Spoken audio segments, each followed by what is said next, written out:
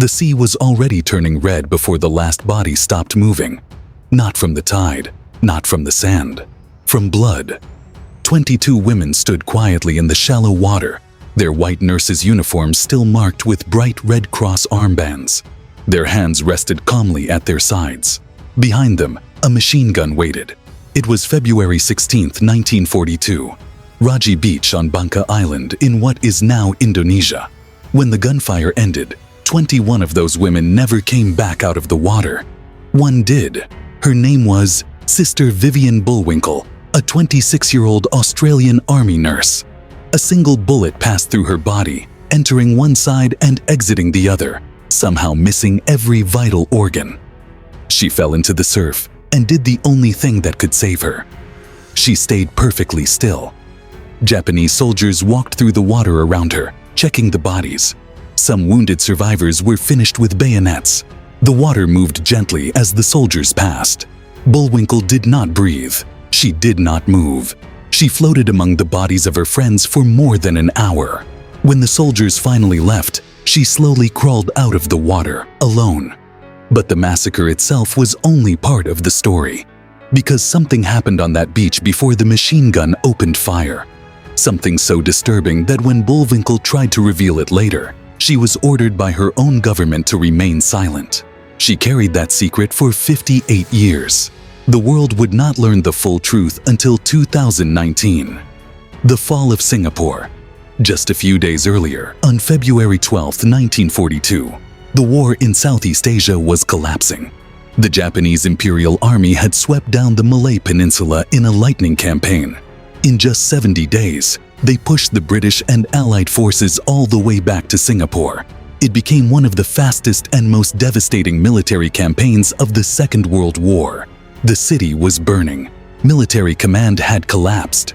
More than 130,000 Allied soldiers were about to surrender, the largest capitulation in British military history. On the crowded docks, evacuation ships were loading the last desperate passengers. Among them were 65 Australian Army nurses from the... One of those nurses was Vivian Bullwinkle. She had been born on December 18, 1915 in South Australia. She trained as a nurse in the mining town of Broken Hill and volunteered for the Army in 1941. At just 26 years old, she was now fleeing a collapsing war zone. The nurses boarded a small passenger vessel called the WWII. The ship was already dangerously overcrowded. Soldiers, wounded patients, civilians, women and children packed the decks. Still, it was their only chance to escape. The ship left Singapore on February 12th. 2 days later, Japanese bombers found it. The ship that never made it on February 14th, the SS Viner Brook, was spotted in the Banka Strait. Japanese aircraft attacked without warning. Bombs tore into the ship. The explosions ripped open the hull. Within minutes, the vessel began to sink. 2 nurses were killed during the bombing. The rest were thrown into the ocean as the ship went down. In the chaos, survivors clung to floating debris, pieces of wood, lifeboats, anything that could keep them above water. For hours they drifted in the sea. Through the night, small groups washed ashore across Banka Island. One of those groups reached a stretch of sand known as... Among them were 21 nurses, several wounded soldiers, and a few civilians. They were exhausted, injured, and completely unarmed. They had no food, no water, no radio, and nowhere to run. So they made what seemed like the only possible decision. They would surrender. They were nurses, not soldiers. International law protected medical personnel during war. Their uniforms clearly displayed the Red Cross. They believed that would protect them. They were wrong. The patrol arrives. On the morning of February 16th, a Japanese patrol reached the beach. The soldiers quickly separated the men from the women. The wounded soldiers, many of them barely able to walk, were taken behind a rocky headland nearby. The nurses remained where they were. A few moments later, they heard the sound of a machine gun, then silence. When the soldiers returned, they sat down in front of the nurses. They calmly cleaned their rifles. They wiped the blood from their bayonets. What happened next was something the world would not officially acknowledge for more than 70 years. In private interviews before her death, Bullwinkle explained what had taken place. Later research by historian confirmed the details through forensic evidence and witness accounts. Before the execution, the nurses were assaulted. Evidence later showed that Bullwinkle's uniform had been forced open before she was shot. A Japanese soldier later told investigators he had heard screams and was told the platoon was taking turns. The crime was documented. Then it was buried. The walk into the sea. After the assault ended, a Japanese officer gave the final order. The nurses and one civilian woman were told to walk into the water. They obeyed, still wearing their uniforms, still wearing their Red Cross armbands. They walked in a line into the surf. When the water reached their waists, the machine gun opened fire from behind. Bullets ripped through the formation. Bodies collapsed into the waves.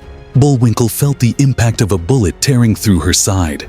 She fell forward into the water and stayed still. Around her, the sea turned red. The only survivor. For over an hour, she remained among the bodies. Eventually, she crawled onto the beach. In the nearby jungle, she found a wounded British soldier. With no medical supplies, no bandages, and almost no food, she tried to keep him alive for nearly 2 weeks. But his wounds were too severe. Realizing he would die without help, they finally surrendered to the Japanese. Kingsley died soon afterward. Bullwinkle was sent to a prisoner of war camp in Sumatra. She spent the next 3.5 years there. And during that entire time, she kept one secret. She never told the Japanese that she had witnessed the massacre at Radji Beach. If they had known, she would have been executed immediately. Other nurses in the prison camp helped protect her secret. They agreed that if anyone survived the war, they would tell the world what happened. The trial. After the war ended, Bullwinkle appeared before in 1947. She described the sinking of the ship. She described the machine gun on the beach. She described watching her friends die in the water. But she did not mention what happened before the execution. She had been ordered not to. The Australian government instructed her to remove those details from her official testimony. Historians later suggested several reasons. The stigma surrounding sexual violence in the 1940s, the fear of causing pain to families, and the uncomfortable truth that Allied commanders had known similar atrocities had already occurred elsewhere. In December 1941, when Japanese forces captured Dawn, British nurses had also been raped and murdered. Commanders knew, yet the evacuation from Singapore had been delayed. No Japanese soldier was ever identified or tried for the Banka Island massacre. A life after war. After returning home, Bullwinkle continued working as a nurse for the rest of her life. She eventually became director of nursing at a major hospital in Melbourne and served on the Council of the E.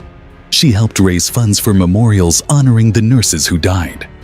In 1992, she returned to Banka Island to unveil a shrine for her fallen colleagues.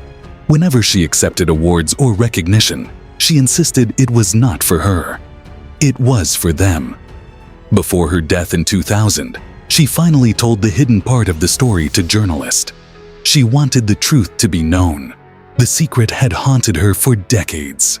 The truth emerges. In 2019, historian Lynette Silver published the book, assembling the evidence for the first time. Witness accounts, forensic analysis, official reports that had been partially removed from archives. Together, the pieces revealed the full story.